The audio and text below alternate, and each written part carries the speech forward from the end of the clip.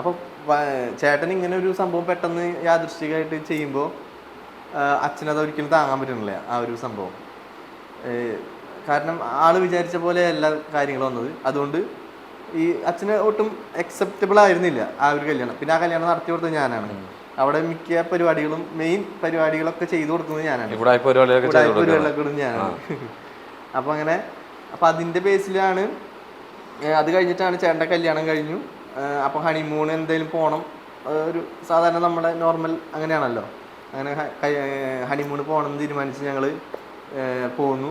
അങ്ങനെ പോകാനായിട്ട് നിൽക്കുമ്പോഴാണ് അച്ഛനിപ്പോഴും ആ ഒരു അതിൽ നിന്ന് വന്നിട്ടില്ല. അതുകൊണ്ടാണ് അച്ഛൻ പോകണ്ടെന്നുള്ളൊരു സംഭവം പറയുന്നത്. പിന്നീട് ഞങ്ങൾ പോകുന്നുണ്ട്. ഞങ്ങളെല്ലാവരും ഫാമിലി ആയിട്ട് മറ്റേ സിനിമയിൽ നമ്മുടെ ലാലേട്ടൻ്റെ ഒരു പടം ഉണ്ടല്ലോ, മിഥുനത്തിലെ ഞങ്ങളെല്ലാരും കൂടിയിട്ടാണ് ട്രാവലർ വിളിച്ചത്. അതിൽ ട്രാവലർ ഇതിൽ ഞങ്ങള് അതിൽ ടെമ്പോ ആയിരുന്നു, ട്രാവലറാണ് വിളിച്ചത്. ഇതിൽ ഇന്നോവ ആയിരുന്നു. ഇന്നോവയിൽ പോകുന്നു. അച്ഛനുണ്ട്, അച്ഛനമ്മ, ഞങ്ങള് ചേട്ടൻ, അനിയൻ, പെങ്ങള് എല്ലാവരും കൂടിയിട്ടാണ് അങ്ങനെ പോകുന്നത്.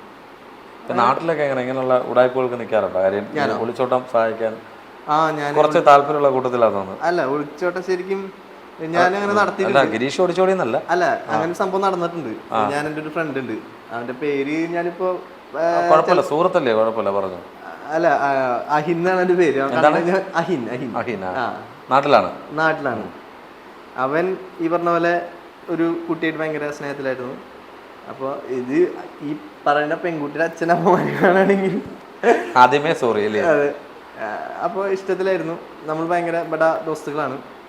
അപ്പോൾ അവൻ്റെ അടുത്ത് പോലെ കാര്യം പറഞ്ഞു, ഭയങ്കര വിഷയമായി. കല്യാണത്തിൻ്റെ പ്രശ്നങ്ങൾ. ഒരേ കാസ്റ്റാണോ? ഒരേ കാസ്റ്റ് അല്ല തോന്നുന്നു, ഒരേ കാസ്റ്റ് അല്ല. അപ്പം അങ്ങനെ ഞാനും ഇവനും കൂടി പോയിട്ട് ആണ് ഇവളെ വിളിച്ചിറക്കി കൊണ്ടിരുന്നത്. അത് ഇവളെ വിളിച്ചിങ്ങനെ പറയുന്നുണ്ട്, നീ ഒരു കാര്യം പുറത്തേക്ക് ഇറങ്ങി. അന്നേരം ഇവളുടെ അടുത്ത് ഒന്നുമില്ല, ഇവള് കടയിലേക്ക് പോവാന്ന് പറഞ്ഞിട്ടാണ് ഈ പുറത്തേക്ക് ഇറങ്ങണത്. എന്നിട്ട് ഞങ്ങൾ പോയി എൻ്റെ കാറിലാണ് പോയത്. നേരെ വിളിച്ചിറക്കി കൊണ്ടുവന്നു. രജിസ്റ്റർ മാരേജ് പിറ്റേ ദിവസം. അങ്ങനെ വിഷയം ചെറിയ രീതിയിലൊക്കെ ഉണ്ടായി. പക്ഷെ ഇപ്പൊ ഒരു നല്ല സ്നേഹത്തോടെ സ്വീകരിച്ചിട്ടില്ല. പക്ഷെ അവർ വിളിക്കുന്നുണ്ടെന്നൊക്കെ അറിഞ്ഞു. ജോലി അവനിപ്പോ ഒരു പ്രൊഫസറായിട്ട്, അസിസ്റ്റന്റ് പ്രൊഫസറായിട്ട് എന്തായാലും നല്ല കരങ്ങളിലേക്കാണ് ഗിരീഷ് അവരെ ചേർപ്പിച്ചിരിക്കുന്നത്. അപ്പോൾ അതുകൊണ്ട് കുഴപ്പമൊന്നുമില്ല, ചേർത്ത് വെച്ചിരിക്കുന്നത്. അത് പറഞ്ഞു. ഇനിയിപ്പോ അവരെന്തെങ്കിലും വല്ല പ്രശ്നങ്ങൾ ഉണ്ടാവണമെങ്കിൽ നമ്മൾ ഇനിയിപ്പോ അമ്മ അറിഞ്ഞാണ്, അമ്മ അച്ഛനും അറിഞ്ഞത് ആരാളെന്നുള്ളത്. അതാണ് അച്ഛനമ്മ അടുത്ത് തന്നെയാണോ വീട്? അടുത്ത് തന്നെയാണോ? ഈ അഹിന്റെയും ഗിരീഷിന്റെ വീട് അടുത്ത് തന്നെയാണോ? പെൺകുട്ടിയുടെ വീടോ? അവളുടെ വീട് മതിലകം ആ ഒരു ഭാഗത്താണ്, നമ്മുടെ നാട്ടിൽ തന്നെ, തൃശ്ശൂർ തന്നെയാണ്. ഗിരീഷിന് ഇപ്പോൾ അടുത്തങ്ങനെ ഒളിച്ചോട്ടം ഉണ്ടോ? എനിക്കോ കല്യാണം കഴിഞ്ഞോ? എന്റെ കല്യാണം കഴിഞ്ഞതാ. ഞാനത് അറിഞ്ഞു വെച്ചിട്ട് തന്നെയാണ് ചോദിച്ചത്. എൻ്റെ അടുത്ത് കുറച്ച് രണ്ടുപേരാ, ദീപചേട്ടനല്ല പറഞ്ഞു, രണ്ടുപേരും എൻ്റെ അടുത്ത് പറഞ്ഞു ഒന്നുകൂടെ ക്വസ്റ്റ്യൻ ഉണ്ടോ ചോദിക്കണേന്ന് പറഞ്ഞു. അറിയട്ടെ, എല്ലാവരും അറിയട്ടെ. എന്നെ അറിയണ എല്ലാവർക്കും അറിയാം. ഞാൻ കല്യാണം കഴിഞ്ഞു, എനിക്കൊരു മോനുണ്ട്. എത്ര വയസ്സായി മോന്? മോന് ഇപ്പൊ 2 വയസ്സാവുന്നു. മോന്റെ പേര് ഹർഷവർദ്ധ്. വൈഫിന്റെ പേര് ശ്രീദേവി എന്നാണ്. പുള്ളിക്കാരി ഇപ്പോൾ വർക്ക് ചെയ്യാണ് മണപ്പുറം ഫിനാൻസ് പറഞ്ഞിട്ട്, നമ്മുടെ നാട്ടിൽ തന്നെ അതിന്റെ ഹെഡ് ഓഫീസ്. ഒരു സേഫ് സോൺ എന്തായാലും ഉണ്ട് ഒരു സൈഡില്. അതെ. കാരണം അല്ല, സത്യം പറഞ്ഞാൽ ഞാൻ ഇപ്പൊ ഇവിടെ ഇരിക്കുന്നുണ്ടെങ്കിൽ അതിനൊക്കെ ഒരു മെയിൻ നമ്മുടെ സപ്പോർട്ട് തന്നത് നമ്മുടെ വൈഫ് തന്നെയാണ്. പുള്ളിക്കാരി ശരിക്കും പറഞ്ഞാൽ പുള്ളിക്കാരിയാണ് എന്നെ സീരിയൽ ഇങ്ങനെ ഒരു സംഭവത്തിലേക്ക്, ഒരു ഫസ്റ്റ് സീരിയലിലോട്ട് അവളാണ് മെസ്സേജ് അയച്ചിട്ട് അത് ഓഡിഷന് പോയിട്ട് മഴവില്ല് കഥാനായികയിൽ. അപ്പോൾ അവളുടെ തരം സപ്പോർട്ടും ശരിക്കും പറഞ്ഞാൽ ഫാമിലിയുടെ സപ്പോർട്ട് വളരെ മസ്റ്റാണ്. അതുണ്ടല്ലോ ഈ ഫസ്റ്റ് ഓഡിഷന് പോയപ്പോൾ തന്നെ ഫസ്റ്റ് ഓഡിഷൻ തന്നെ കിട്ടിയതോ 2-3 ഓഡിഷൻ ചെയ്തു അതിനകത്ത് തന്നെ? അല്ല, അതിന്റെ ഫസ്റ്റ് ഓഡിഷൻ തന്നെ നമുക്ക് കിട്ടിയായിരുന്നു. അത് ഒരു സ്ക്രീൻ ടെസ്റ്റ് ഒക്കെ ഉണ്ടായിരുന്നു. അത് ഓക്കെ, അങ്ങനെ അത് വർക്കായി, ഓണായി. ഇതിലേക്ക് എങ്ങനെ വന്നത്? സാന്ത്വനം എന്ന് പറയുമ്പം ഒരു ഭയങ്കര ഒരു ബ്രാൻഡ് നെയിമുള്ള ഒരു കമ്പനിയാണ് ഏഷ്യാനെറ്റ് കമ്പനി തന്നെ ആണല്ലോ. അപ്പോൾ അതിലേക്ക് ഒരു ഇത്രയും വലിയൊരു സാറ്റലൈറ്റ് പോലത്തെ ഒരു ചാനലിൽ പറഞ്ഞ പോലെ തന്നെ എല്ലാ ചാനലിൻ്റെ മുന്നിൽ നിൽക്കുന്നതാണ് ഏഷ്യാനെറ്റ്. ഇപ്പം നമ്മൾ ഈ മാരുതിക്കാർ എല്ലാവരും ലേഡീസ് എല്ലാം പറയുന്നത് മാരുതിയുടെ വണ്ടി മതി. എങ്കിലും പല ബ്രാൻഡുകളുണ്ട്, പല കമ്പനികളുണ്ട്. പക്ഷെ എല്ലാവർക്കും അറിയാവുന്നത് മാരുതിയാണ്. അതുപോലെയാണ് ഏഷ്യാനെറ്റ് എല്ലാവർക്കും അറിയാവുന്നത്. അതെ, ഏഷ്യാനെറ്റ് സത്യം ഇപ്പം സീരിയൽ ഇപ്പം ഞാനിപ്പോൾ വന്നിട്ടുള്ളൂ. പക്ഷെ എന്നാലും പറയാം, സീരിയലിൽ വർക്ക് ചെയ്യുന്ന ആരോട് ചോദിച്ചാലും ഏത് ചാനലിൽ വർക്ക് ചെയ്യണമെന്ന് പറഞ്ഞു കഴിഞ്ഞാൽ അന്ന് അവരുടെ ആഗ്രഹം വെച്ചാൽ ഏഷ്യാനെറ്റ് എന്ന് തന്നെ പറയാം. ഫസ്റ്റ് പ്രിഫറൻസ് ഏഷ്യാനെറ്റ് ആയിരിക്കും. ഏഷ്യാനെറ്റിലാണോന്നാ ചോദിക്കുന്നത്, ചിലർ ചോദിക്കുന്നത്. അതെ, കാരണം ഏഷ്യാനെറ്റ് എന്ന് പറഞ്ഞാൽ അത്രയും റീച്ചുള്ള ഒരു സംഭവം. അത്രയും റീച്ച് എന്ന് പറയുമ്പോൾ ഏഷ്യാനെറ്റിലെ ഒരു സീരിയലിൽ ഒരു ജസ്റ്റ് ഒരു പാസിങ് പോയാൽ തന്നെ ആൾക്കാർ തിരിച്ചറിയും എന്നുള്ള. എന്നിട്ട് തന്നെ അവർ പറയാം നമ്മൾ ഏഷ്യാനെറ്റ് സീരിയൽ ഉണ്ടെന്ന് പറയും.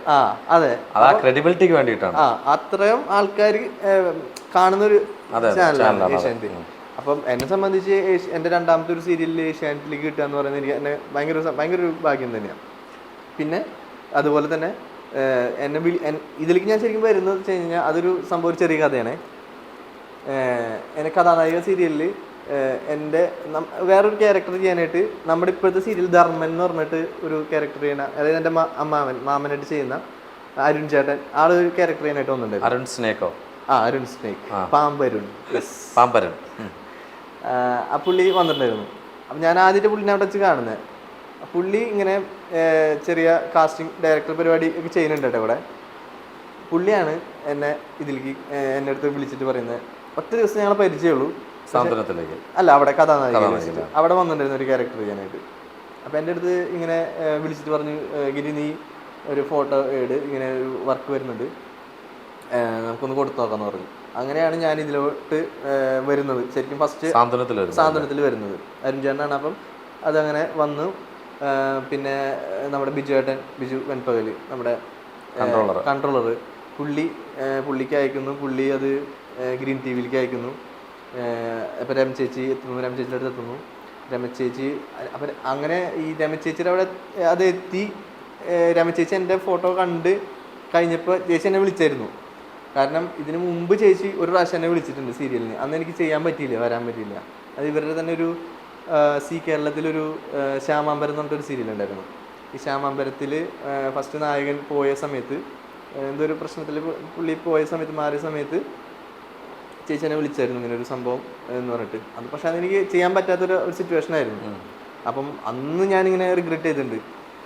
കാരണം ഇത്ര നല്ലൊരു ഒരു കേരളം ആണെങ്കിലും നല്ലൊരു ചാനലാണ്, നല്ല ബാനറാണ്. അതെ, ഗ്രീൻ ടി വിയുടെ ബാനറിലാണ് ഇങ്ങനെ ചെയ്യാൻ ഒരെണ്ണം കിട്ടിയിട്ട് അത് ചെയ്യാൻ പറ്റാണ്ട് പോയി എന്ന് പറഞ്ഞപ്പം അത് അന്നേരം ഭയങ്കര ഒരു ഇതായിരുന്നു. പിന്നെ അത് വേറൊരാൾ വന്ന് ചെയ്തു. ആ ആള് ശരിക്കും പറഞ്ഞാൽ നമ്മുടെ ഇവിടെ താമസിക്കുന്നുണ്ടായിരുന്നു കേട്ടോ. പുള്ളി ഇപ്പൊ ശ്യാമാമ്പരം കഴിഞ്ഞു, പക്ഷെ ഇവിടെ തന്നെ ഉണ്ടായിരുന്നു അവൻ, തനുജ് എന്ന് പറഞ്ഞിട്ട്. അപ്പൊ ഞാനപ്പോ ആദ്യമായിട്ട് ഞാൻ ഇവിടെ വീട്ടിലോട്ട് കയറി വരുമ്പോ ആദ്യം തന്നെ കണ്ടത് അവനെയാ, തനുജിനെ. അപ്പൊ ഞാനിങ്ങനെ ആലോചിച്ചു, കാരണം അന്ന് ഞാൻ ചെയ്യേണ്ട ക്യാരക്ടറാണ് അത് ഇവൻ ചെയ്തത്. അതിന് മുന്നേ ഇവിടെ കിടക്കണ്ടായിരുന്നു. അതെ അതെ. അപ്പൊ വിധിയാണ് കേട്ടോ, ദൈവം. അതെ അതെ. പിന്നെ തിരിച്ച് നമ്മൾ ഇവിടെ തന്നെ, അതും രമചേച്ചിയുടെ അടുത്ത് വന്നു, വീണ്ടും ഇവിടെ എത്താൻ പറ്റി എന്നുള്ളത് വലിയ കാര്യം തന്നെ. പുള്ളിക്കാരി കണ്ടപ്പോഴേ ഓക്കെ പറഞ്ഞോ? ഇല്ല, പുള്ളിക്കാരി കണ്ടു. അപ്പം ലുക്ക് വൈസ് എൻ്റെ ആ ക്യാരക്ടറിന് ഓക്കെയാണ്. പിന്നെ നമ്മൾ നമ്മളെ കൊണ്ട് ചെയ്യാൻ പറ്റുമോ അറിയണമല്ലോ. അപ്പോൾ അതിന് വേണ്ടിയിട്ട് ഒരു ദിവസം ഒരു സ്ക്രീൻ ടെസ്റ്റ് നടത്തിയായിരുന്നു ഇവിടെ തിരുവനന്തപുരത്ത് തന്നെ വെച്ചിട്ട്.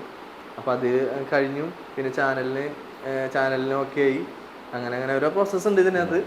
അതിലൊക്കെ എന്തോ ദൈവാനുഗ്രഹം പിന്നെ നമ്മുടെ ഹാർഡ് വർക്കും ഉണ്ട് കേട്ടോ. ഹാർഡ് വർക്കും ഈ പറഞ്ഞ ദൈവാനുഗ്രഹവും ഇപ്പൊ അത്യാവശ്യം നല്ല റേറ്റിംഗ് ആയിട്ട് നിൽക്കുന്നുണ്ട്.